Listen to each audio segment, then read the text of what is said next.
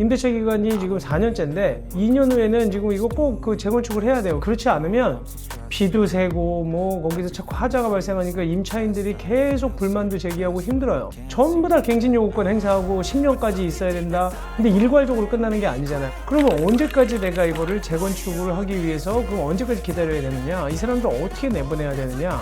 그러다 보니까 임대인 입장에서는 무슨 임대인이 죄인이냐는 거죠. 이거 왜냐하면 나는 그러면 무조건 임차인만 보호한다 그러면 갱신을 계속 해줘야 되면 어떻게 이 집을 새로 짓느냐. 근데 만약에 갱신 요구를 거절할 수 있는 사유로 구체적인 건축 계획까지 알려줬어야 된다. 그럼 구체적인 건축 계획이라는 게 뭐냐? 그럼 계약서에다가 단지 내가 다음에 2년 후에는 여기 분명히 상가 재건축해야 되니까 나가세요. 연장 안 해주겠습니다. 이렇게 써도 되느냐? 이게 지금 임차인들 입장에서는 그렇게 써도 이거는 그 상가임대차보호법에서 임차인에게 불리한 조항은 무효라고 한 조항이 있기 때문에 난 무조건 10년 써야 되니까 이건 안 된다.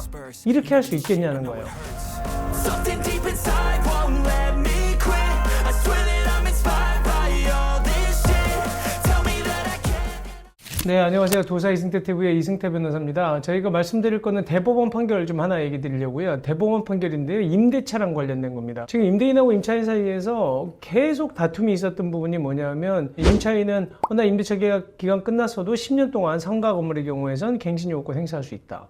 그리고 또 이제 집주인 입장에서는 아니 무슨 소리야, 나 지금 재건축도 해야 되고 새로 지어야 되는데 좀 나가줘라, 나 이제 더 이상 못하겠다. 근데 이 경우에도 임대차보호법이 뭐라고 돼 있었냐면 다시 재건축을 한다 그러더라도 미리 고지를, 구체적인 내용을 고지하지 않으면 갱신 거절할 수 없다. 그러다 보니까 사실상 이 법은 그렇게 정해져 있었는데 실무에서는 임대인들이 불만이 너무 많았던 거죠. 임대차 기간이 지금 4년째인데 2년 후에는 지금 이거 꼭 그 재건축을 해야 돼요. 그렇지 않으면 비도 새고 뭐 거기서 자꾸 하자가 발생하니까 임차인들이 계속 불만도 제기하고 힘들어요. 전부 다 갱신 요구권 행사하고 10년까지 있어야 된다. 근데 일괄적으로 끝나는 게 아니잖아요. 어떤 사람은 10년, 어떤 사람은 8년, 어떤 사람은 4년. 그러면 언제까지 내가 이거를 재건축을 하기 위해서 그럼 언제까지 기다려야 되느냐? 이 사람들 어떻게 내보내야 되느냐?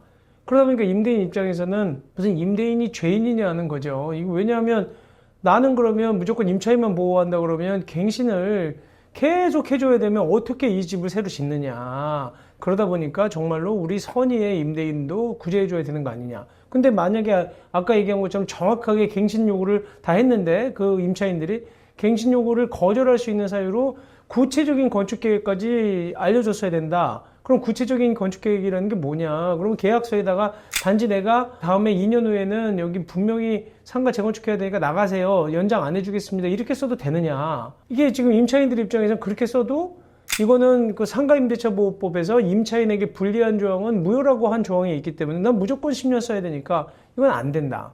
이렇게 할 수 있겠냐는 거예요. 그러면서 그 권리금을 그러면 나는 다른 사람한테 회수를 받아야 되는데 그 새 임차인하고 계약 안 하면 난 권리금 네가 회수기에 방해한 거니까 손해배상해라.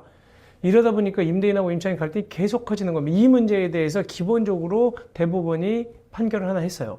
원심에서 전 그 하급심 법원에서 인정했던 판결을 좀 뒤집은 건데 요거 내용 굉장히 중요합니다. 그러니까 이게 임대인하고 임차인 사이에서 누구 주장이 맞는지 이걸 균형점을 찾아야 되는데 어떻게 판결했는지 한번 보세요. 제목은 뭐냐면 재건축 이후로 임차기간 제한한 것. 대법원에서는 권리금 회수 방해 아니다 라고 한 거예요. 이게 선고 난 게요. 지금 9월 2일 날 선고가 나서 나온 지 며칠 되지도 않는 겁니다. 내용 간단히 읽어드리면 재건축 계획이 있는 건물주가 신규 임차인 희망자에게 임차기간을 제한하는 것.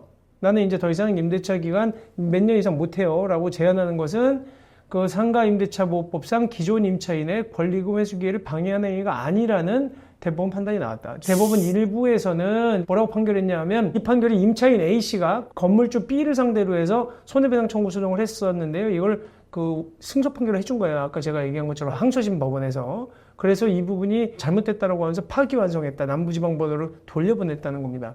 이게 언제 있었던 문제이냐면 A씨는 2018년 4월 달부터 강서구에서 그 집주인 B씨랑 임대차 계약 체계로 상가 운영해 온 거예요. 그러니까 벌써 한 그 6년째 되고 있잖아요. 근데 이분이 4년째 되는 22년 8월 달에 그 C한테 점포 시설과 시설 권리금 일체를 다 이제 7천만 원에 양도하는 계약을 체결하고 B한테 나 새로운 임차인하고 계약 체결했으니까 그분하고 좀 계약 좀 해주세요라고 요청했어요.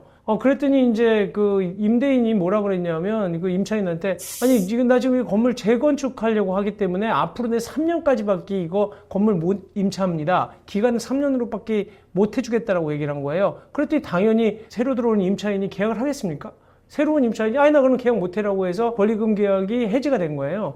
그러다 보니까 B 입장에서는 당신이 정당한 이유 없이 신규 임차인 A가 데리고 온 신규 임차인하고 계약을 안 해줬기 때문에 내 권리금 회수 기회를 방해한 거니까 손해배상하세요 라고 하면서 조문에 따라서 손해배상 청구소송을 했어요. 그랬더니만 항소심에서는 뭐라 그랬냐면 이거는 임차인의 권리금 회수 기회를 방해한 거니까 물어주세요라고 판결을 했거든요. 대법원은 입장을 달리 본 겁니다. 대법원이 뭐라 그랬냐면 항소심 그러니까 2심 법원이 권리금 회수 기회 방해 행위의 해석에 대한 법리를 오해했다라고 하면서 사건을 파기했다. 그러면서 대법원은 이 사건 건물은 사용 승인을 받은 시점으로부터 39년이 지났고 그 다음에 또 B씨는 재건축을 위해서 임차인들과 계약에서 특약사항으로 뭐라고 정했었냐면 재건축이 예정된 만큼 25년도 8월 이후에는 임대차를 더 이상 연장하지 않겠다라는 내용을 뒀다는 거예요. 그리고 또 하나는 건물의 그 재건축 필요성이라든지 임대인 B씨의 의사가 진정성이 좀 인정된다. 그러니까 집주인이 벌써 임차인하고 계약할 때 거기다가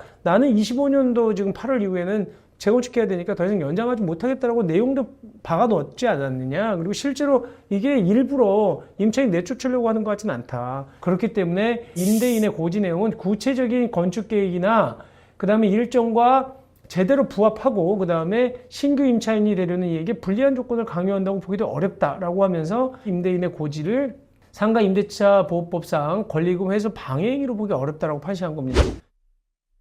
갱신 요구 청구권이라든지 새로운 임차인을 계약을 해달라고 하는 권리금 회수 기회를 방해했는지 안 했는지의 판단은 정당한 사유가 있는지인데 그때 구체적인 건축 계획을 고지했는지 여부에 대한 판단에 있어서 이 정도면 진정한 의사도 있는 것 같고 실제로 계약서에다가도 어느 정도까지 적었는지 모르겠어요. 하지만 어느 정도 이 정도 얘기한 걸 보면 정당하다. 이것까지 임대인한테 책임을 지라고 한다 그러면 너무 억울한 거 아니냐 이런 거예요. 그러니까 결국은 그러면 임차인 입장에서는 권리금 회수를 어떻게 해요? 못 하잖아요. 나가야 되잖아요.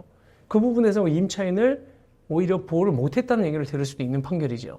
그러다 보니까 결국은 누구를 보호할 것이냐에 대한 부분인데 이 끊임없이 변화한다는 거예요. 그러니까 우리는 너무 판결에 대해서 무조건 불만 갖고 비판할 건 아닙니다. 그러니까 왜냐하면 1심 법원하고 2심 법원에서 했던 변호사는 기본적으로 기존 법리에 충실한 상태 진행을 했었는데 대법원이 달리 봐준 거죠. 그러니까 이게 어떻게 보면 좀 임대인들은 환영하겠지만 또 임차인들 입장에서는 잘못됐다라고 하시겠죠. 그래서 우리는 균형점을 자꾸 찾아가는 일들을 하는 거라고 생각하시고요. 이 판결 잘 이해하시고 우리가 매일 얘기하는 합리적인 판단을 좀 하시려고 하고 가능하면 서로 계속 중재하고 합의하시고 좀 양보하시는 게 좀 좋은 것 같다는 생각이 듭니다. 네, 오늘 방송은 이것으로 마치겠습니다.